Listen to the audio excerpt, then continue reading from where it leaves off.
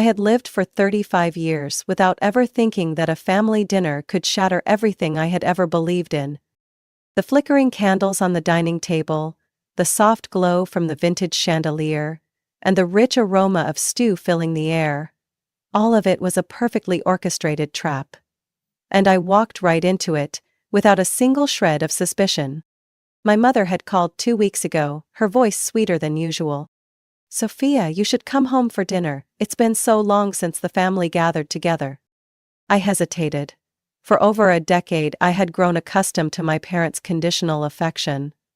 They only reached out when they needed something. But a part of me still wanted to believe that maybe, just maybe, this time would be different. That they truly missed me. So, I drove from San Francisco to my childhood home in Sacramento, leaving behind my packed schedule and intense meetings. I arrived with hope, but just minutes after sitting down at the table, that hope shattered. Like a wine glass slipping from someone's hand and crashing onto the floor. To avoid any misunderstandings later, Mom and Dad want you to know now. Parker, my younger brother, spoke smoothly as if he had rehearsed it.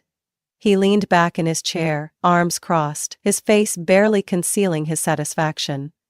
Next to him, Olivia, my younger sister, twirled a golden strand of hair around her finger, a smirk playing on her lips, as if she had just won a grand bet. I set my fork down, suddenly finding the stew my mother had so carefully prepared harder to swallow than ever. "What?" I asked, my voice dry, but I forced myself to stay calm. My mother, the one who had invited me home with the promise of a warm evening, sighed softly. "Your father and I have finalized our will. This house, the lakefront villa in Tahoe, everything we own, will go to Parker and Olivia." Her words fell into the space between us like a knife slicing straight into my chest. I turned to my father, hoping, praying that he would refute this, that he would say it was just a cruel joke. But he only lowered his head, staring into his glass of wine, offering no disagreement. I took a deep breath, trying to find a thread of logic in this mess. And why? Parker shrugged, his voice laced with amusement. "Because you don't need it, right? You have your own company, your own house, a stable life. Mom and Dad think Olivia and I need the support more." "Support?" I scoffed, my laughter hollow. "What exactly do you mean by support? Olivia, you're 28 and haven't held a job for more than 6 months.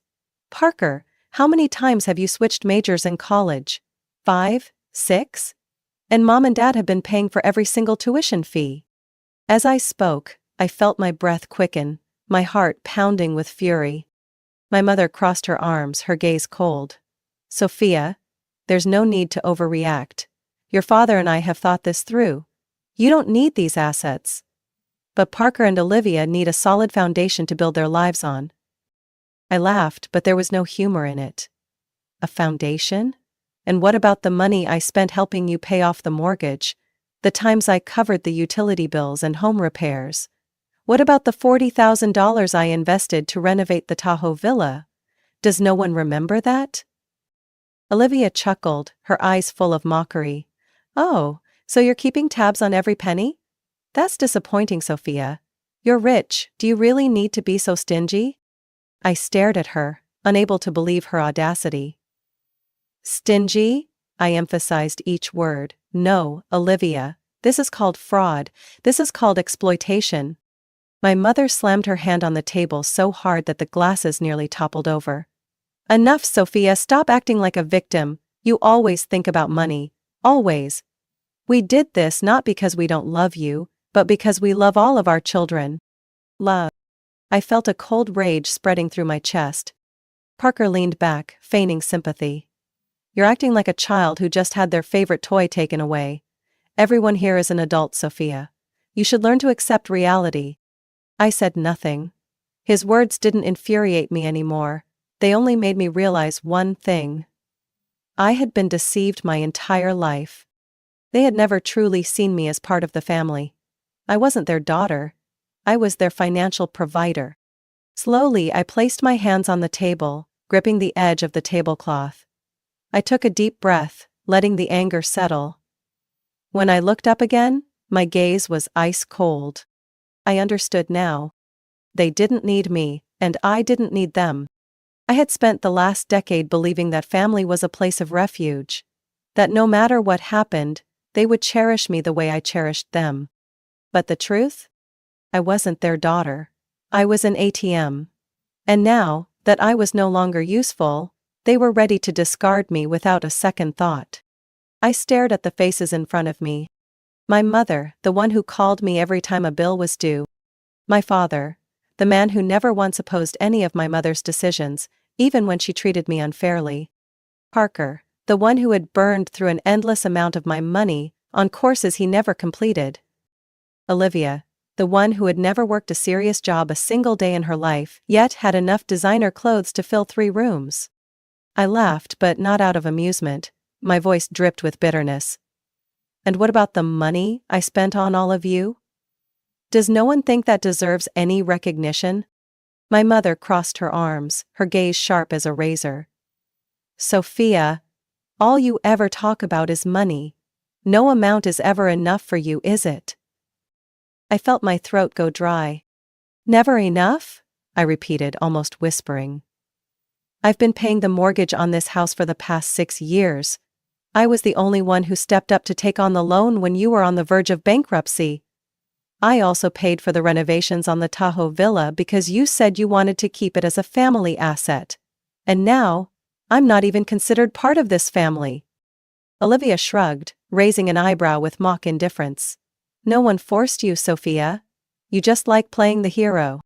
That sentence felt like a slap to my face. You're right, no one forced me. I met her green eyes, searching for even a trace of remorse, but finding only ridicule. I did it, because I thought family was supposed to support each other. But I was wrong. I was the only one making sacrifices, while the rest of you only knew how to take. Parker scoffed. You're acting just like a child who lost their favorite toy. I felt the rage building in my chest. A toy? I enunciated each word, feeling the heat rise to my face. I've spent nearly $500,000 helping this family over the past decade. I put my dreams on hold, passed up chances to travel, to buy a bigger home, to invest in my own future. All so that you wouldn't have to struggle. And now, you call me greedy just because I asked for a little fairness? My mother shook her head, sighing as if I were some pitiful fool who couldn't understand reason. Family is about love, Sophia, not money. I let out a hollow laugh. Love? I looked around the room. The house I had poured so much time and money into maintaining. If that were true, then why does love only seem to matter when it comes from me? Why am I always the one making sacrifices? No one answered. No one ever answered that question. A cold silence filled the room. I could see it in their eyes.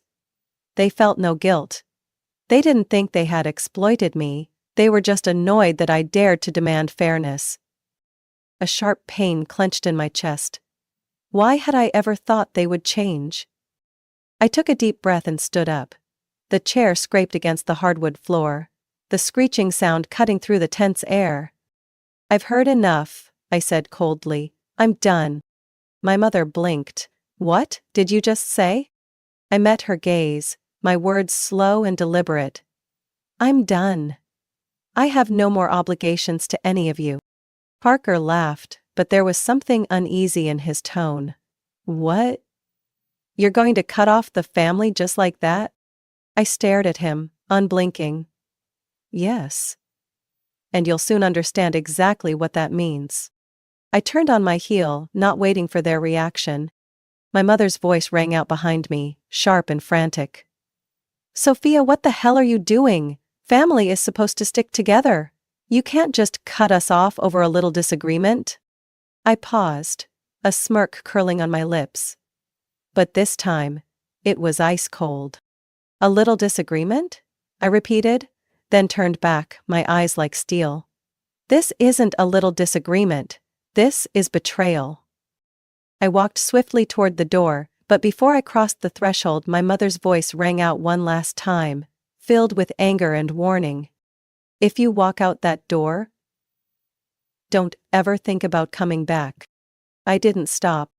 I didn't need to go back. I had all the answers I needed. Driving back to San Francisco, I felt my chest tighten, as if a boulder was pressing down on me. My mind spun with the bitter words from dinner, the disdainful looks from Olivia, Parker's smug smirk, and the suffocating silence of my parents. The buildings blurred past my car window, the streetlights stretching endlessly along the boulevard like hollow streaks of light. I used to call that house my family, but now, it was nothing more than a black hole that had swallowed every ounce of my effort and love. When I got back to my apartment, I tossed my bag onto the couch, poured myself a glass of wine, and sank into the sofa. A long sigh escaped my lips. I didn't even have the energy to be angry anymore. Only exhaustion and weariness remained. Then, I opened my banking app. $2,100 per month. That was how much I had been paying for them all these years. $1,500 for the mortgage. $600 for utilities. Electricity, water, internet, maintenance. Not to mention all the extra expenses, Parker's tuition, the expensive gifts my mother suggested during the holidays, the vacations they invited me on, only for me to end up paying for everything. A wave of betrayal surged through me, burning hot and thick in my throat. I had poured everything into this family like a fool, while to them, I was nothing more than a walking wallet. I tapped the Cancel Recurring Payments button. The screen flashed, confirming the cancellation. I stared at the words, "Successfully cancelled," and an unfamiliar sense of relief washed over me. It felt as if I had just severed an invisible chain that had bound me for years. But I knew they wouldn't let this go easily. The first call came the next morning. My mother's number, I ignored it. The second call. The third. The fourth. She didn't give up. By the fifth, I silenced my phone and let it go to voicemail. I made myself a cup of coffee, sat at the kitchen table, and checked my messages. "Mom, Sophia, I can't believe you did this. Do you have any idea how much the house is struggling?" "Mom, don't be so selfish. Family is supposed to help each other." "Mom, call me back." I set my cup down, closed my eyes and took a deep breath. I figured she had found out by now. A few minutes later, my phone buzzed again. This time, it was my father. I stared at the screen, feeling my heart sink. If it had been in the past, I would have answered immediately, but now? I knew he wasn't calling to defend me. I let it go to voicemail. A while later, I played the message. "Dad, Sophia. You need to reconsider. Your mother is very upset. You can't just cut ties over a small misunderstanding. We're family." I let out a hollow laugh. Family? If I was really family, why hadn't they ever stood by me? In the afternoon, Olivia called. I declined. A second later, her texts came in. "Olivia, absolutely pathetic, Sophia. You're such a petty and selfish person." "Olivia, do you really think you're better than us? If you didn't want to help, you should have said so from the start instead of pretending to be the good one." "Olivia, you've destroyed this family. Congratulations." I laughed. A dry, bitter laugh. Did they really believe I was the one in the wrong? Then, Parker called. This time, I answered. "Me, what?" "Parker, what the hell do you think you're doing?" "Me, taking back what's mine." Parker. "You're disgusting, Sophia. You cut off support for mom and dad just because they didn't leave you any inheritance? You're nothing but a greedy leech." "Me, this isn't about money, Parker, it's about respect. Something I never got from any of you." "Parker, you're a venomous snake. You think you can abandon this family without consequences? Just wait." He hung up before I could say another word. A cold shiver ran down my spine. They weren't going to stop. I stared at my phone, then at my contact list. Each name, Mom, Dad, Olivia, Parker, glowed on the screen. The people who had relied on me their entire lives, only to turn on me the moment I stopped providing. Not a single one of them regretted anything. Not a single one of them said, "I'm sorry." All they had to offer was anger, threats, and insults. I gripped my phone tightly, then slowly pressed block number. One by one their names faded, disappearing from my contact list. For the first time in years, I felt peace. I knew they would try to come back, but at least for tonight, I could sleep without the weight of their demands and accusations pressing down on me. I set my phone down, took a sip of wine, and for the first time in years, I smiled. I was free. 3 weeks passed in a dangerous silence. After blocking their numbers, I had enjoyed a rare period of peace. No more guilt-tripping calls. No more blame-filled messages. No more relentless demands. I focused on work, built new routines, and for the first time in years, I lived without the suffocating weight of obligation. But I wasn't naive enough to think it was over. And I was right. On Friday afternoon, as I sat in a conference room waiting for a client presentation, my phone buzzed violently. A message from my mother. "Mom, Sophia, the family is having an important meeting. You need to be there, 7 p.m. the old house. This is not an invitation, it's your responsibility." Family meeting. I closed my eyes, irritation flaring inside me.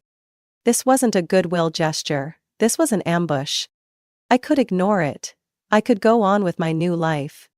But some foolish part of me, some part that still stupidly believed in miracles, wanted to see what they would do next. I sent back a single word. Fine. When I arrived, Parker's BMW and Olivia's obnoxiously pink Mini Cooper were already neatly parked in the driveway. As I stepped onto the porch, my mother opened the door almost instantly, a fake smile plastered on her face. "Sophia, you finally decided to come home." I stepped inside. The once familiar house now felt suffocating. My father sat in the center of the living room, his face serious. Parker and Olivia lounged on the couch, their eyes glinting with triumph. Something was very wrong. Slowly I pulled out a chair, sat down, crossed my legs, and folded my arms. "So," I said flatly, "what is this about?" My father cleared his throat, his gaze sharp. "We need to resolve this tension." I let out a dry chuckle. "Tension? You mean the fact that I stopped paying for all of you?" My mother exhaled, trying to keep her voice gentle.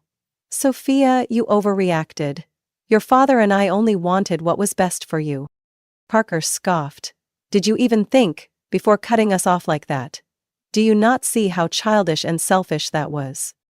I clenched my jaw. Childish? Selfish? My voice was dangerously low. "I have kept this family afloat for over a decade. If anyone here is selfish, it's all of you." Olivia crossed her arms, her voice soft but laced with poison. "You're acting like a victim. But let's be real.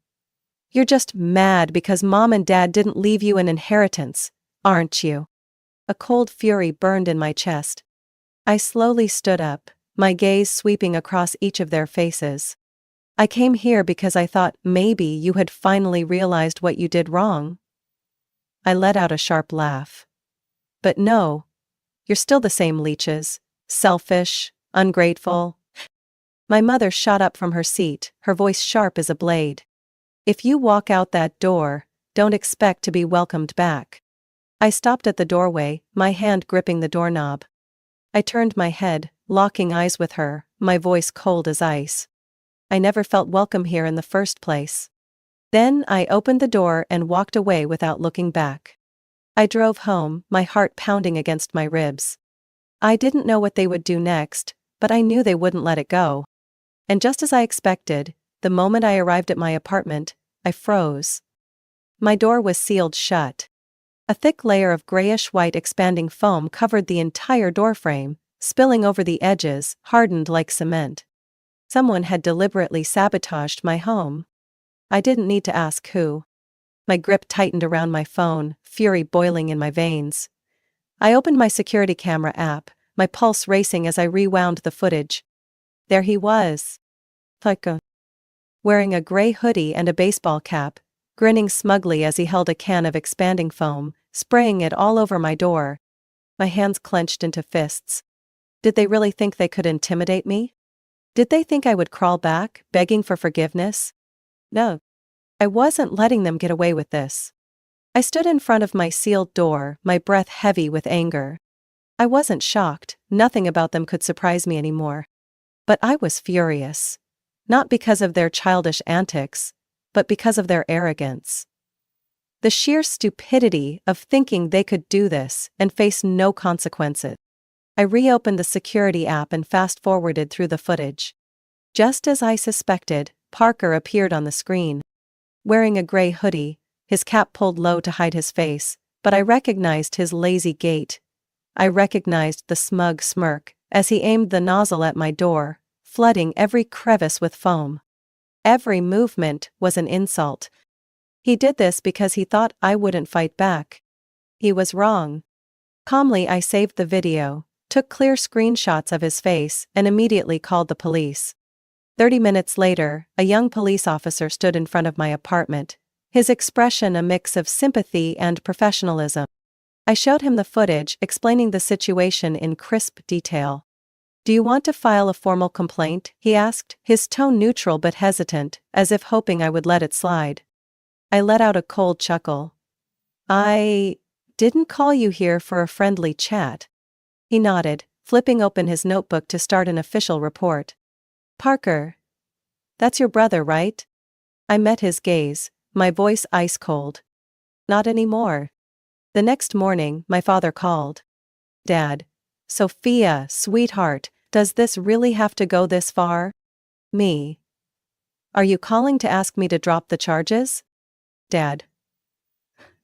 "It's not that. It's just. Parker was just upset. He didn't mean any harm." Me. Scoffs. "No harm, he sealed my door shut, Dad.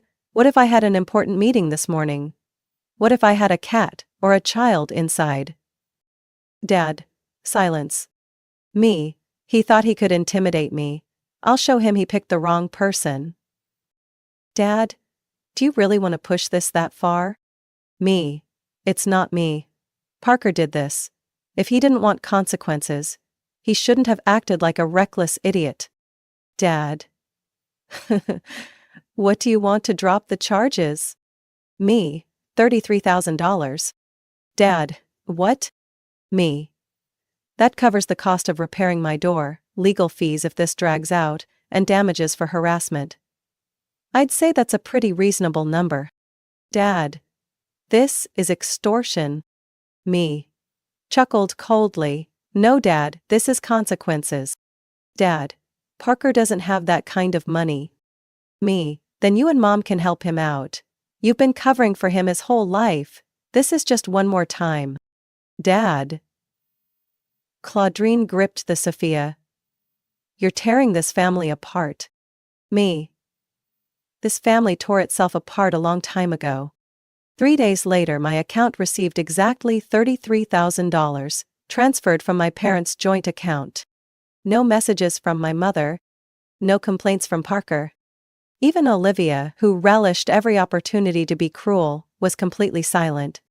They thought that sending the money would make me go away. But what they didn't understand was this: I didn't need them anymore. I stood in front of my apartment door, now fully repaired, my fingers running over the smooth surface. The $33,000 wasn't the important part. What mattered was that, for the first time, they had been forced to take responsibility for their actions. They could hate me, they could call me a traitor. But for the first time in my life, they couldn't force me to obey. I smirked, taking a sip of wine. They thought they could break me. But in the end, they were the ones who lost. I had thought that after sending the $33,000, they would finally leave me alone. But I had given them too much credit. Losing money was one thing. Losing control? That, they couldn't handle. And when they could no longer manipulate me with their usual tricks, they played dirty. It started with a flood of hypocritical messages from distant relatives, whose faces I could barely remember. "Aunt Susan, Sophia, I'm very disappointed in you. Your parents sacrificed their whole lives for you, and this is how you repay them? Uncle Mark, Sophia, don't let money make you lose your humanity. Remember, family is forever." Cousin Rachel, I can't believe you're heartless enough to abandon your parents like this. They're about to lose their home, don't you feel any guilt? I read each message, feeling both amused and disgusted. I knew exactly who was behind this. Mom. She couldn't win against me with logic, so she used the fear of social judgment to attack me instead. She had spun an entirely new narrative. One where I was the ungrateful daughter, abandoning my poor aging parents. So greedy and heartless that I cut off all financial support, leaving them on the brink of losing their home. A perfect sob story. Except for one problem. It wasn't true. I had carried their financial burdens for over a decade. I had paid their mortgage, covered their bills, funded Parker and Olivia. Without ever asking for anything in return. They weren't abandoned. They had used me. And I was done. I opened my laptop and logged into Facebook. I didn't post often, but today would be an exception.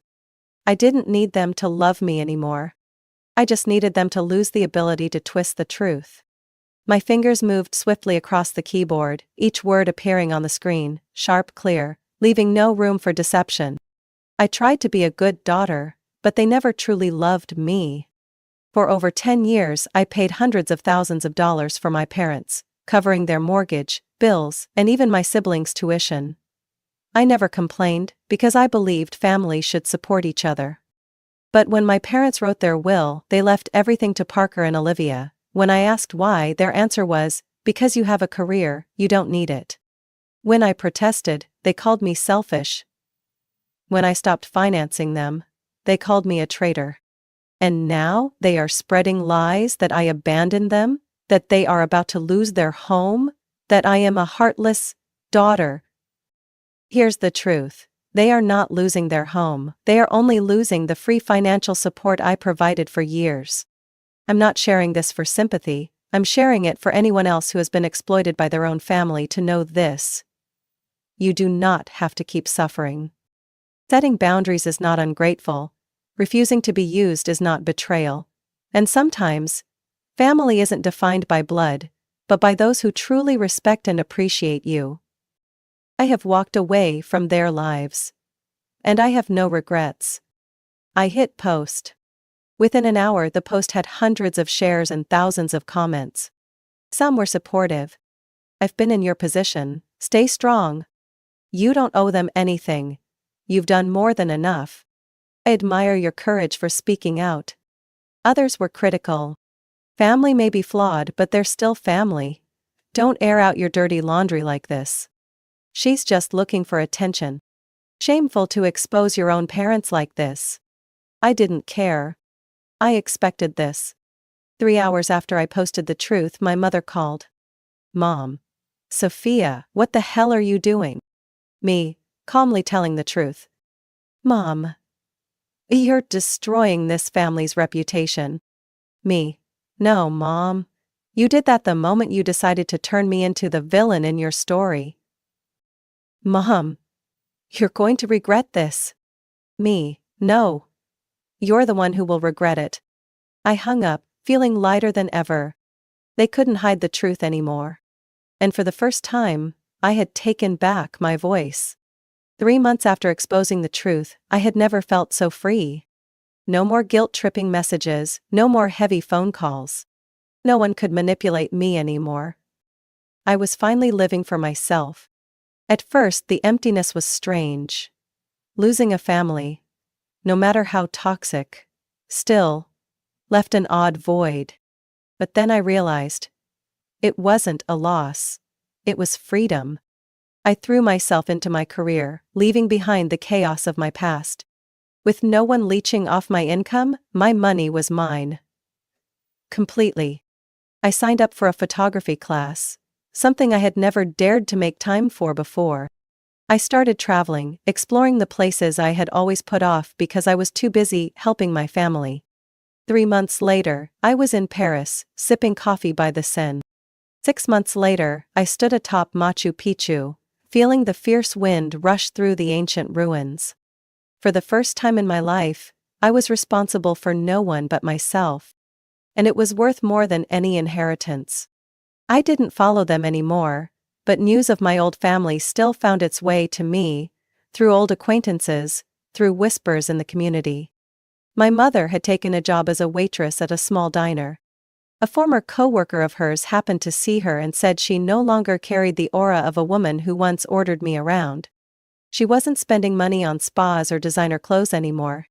My father, the man who had stayed silent through every injustice I endured, was now working as a laborer at a construction supply store. He had no one left to rely on, no one to pay his bills for him anymore. Parker was unemployed. He had laughed at me when I walked away, but now, there was no one left to fund his failed startup ventures. Olivia was still trapped in her delusion, desperately trying to become a social media star. But no one was paying for her vacations anymore. No one was buying her designer outfits to flaunt on Instagram. My entire family was struggling. But I didn't feel guilty. I had given them a chance. And they ruined it with their own greed. A year later, I met Alex. I had never been looking for love. But he came into my life like a quiet breeze, demanding nothing, expecting nothing. He wasn't like the people I had known before. He wasn't someone who only saw me for what I could give them. He saw me. Truly saw me. We met during a hiking trip with mutual friends. At first I thought he was just like everyone else, another passing stranger. But then he listened, patiently, without ever demanding anything from me except me. For the first time in my life, I didn't feel like I had to prove my worth. I didn't have to buy love. I only had to be myself. Standing on my apartment balcony, on a December evening, I looked down at the city lights shimmering below. No one controlled me anymore. No one exploited me anymore. I didn't need my old family anymore. I once thought being cut out of the will was humiliation, a betrayal. But now, I realized, it was the greatest gift they had ever given me. Sophia's story isn't just a tale of family betrayal. It's the journey of someone who once believed that sacrifice would bring love and recognition. The truth is, many people find themselves trapped in the cycle of being used by the very people who should cherish them the most.